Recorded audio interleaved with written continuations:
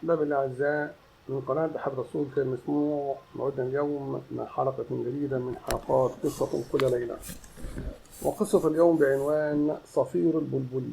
من يمتلك الحكمة يستطيع أن يقود غيره دون سلطة، وحده المستبد هو من يقود غيره دون حكمة.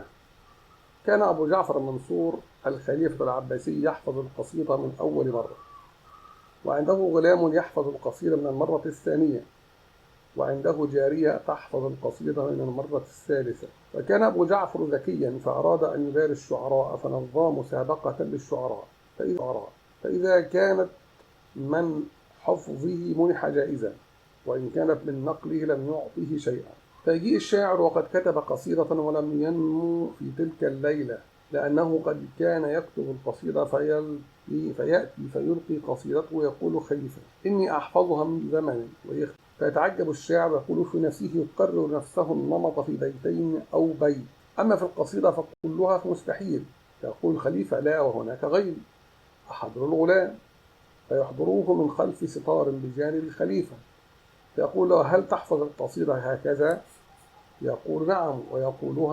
ويقولها فيتعجب الشاعر، فيقول المنصور: لا، وهناك غيرنا. حضروا الجارية، فيحضرونها من خلف الستار، فيقول لها: هل تحفظين قصيدة كذا؟ فتقول: نعم، وتقولها. عندها ينهار الشاعر ويقول في نفسه: لا، أنا لست بشاعر، وينسحب مهزوما.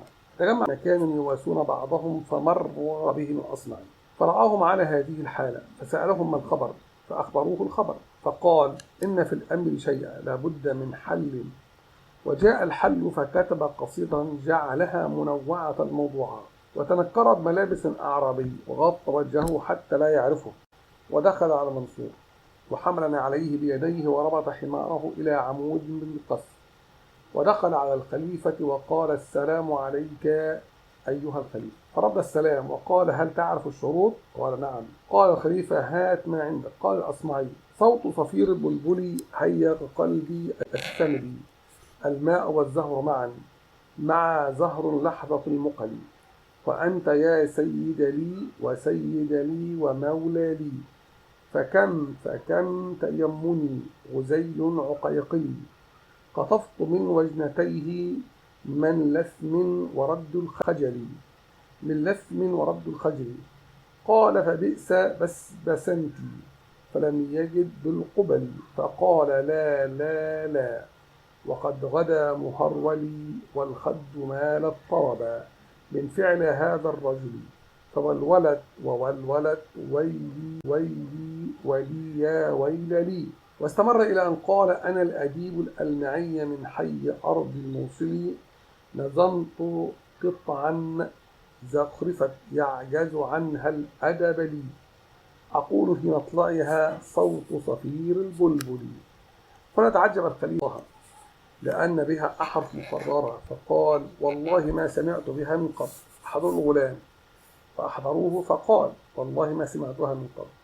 قال الخليفة: أحضروا الجارية، فقالت: والله ما سمعت بها من قبل. فقال الخليفة: إذا أحضر ما كتبت عليه قصيدتك لنزنها ونعطيك وزنها ذهبا. فقال الأصمعي: لقد ورثت لوح رخام عن أبي، لا يحمل إلا 4 من جنودي. فأمر الخليفة بإحضاره، فأخذ بوزنه كل مال الخزانة. وعندما أراد الأصمعي المغادرة قال الوزير: أوقفه يا أمير المؤمنين، والله ما هو إلا الأصمعي.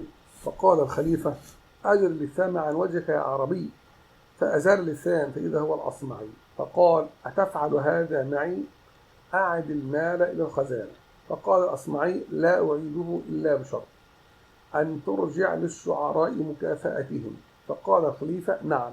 فأعاد الأصمعي الأموال، وأعاد الخليفة المكافآت. المهارات والمعارف والقدرات والخبرات لن يستفيد منها إلا إذا وضعت في المكان الصحيح. المعرفة لا تكفي بدون تطبيقها، كما أن الرغبات لا تكفي بدون العمل على تحقيقها. السبيل الوحيد لتحقيق المستحيل هو من خلال الجديد. الإبداع هو عبارة عن 99 من الجهد الشاق، 1% من الإلهام. وإلى لقاء آخر في حلقة قادمة إن شاء الله.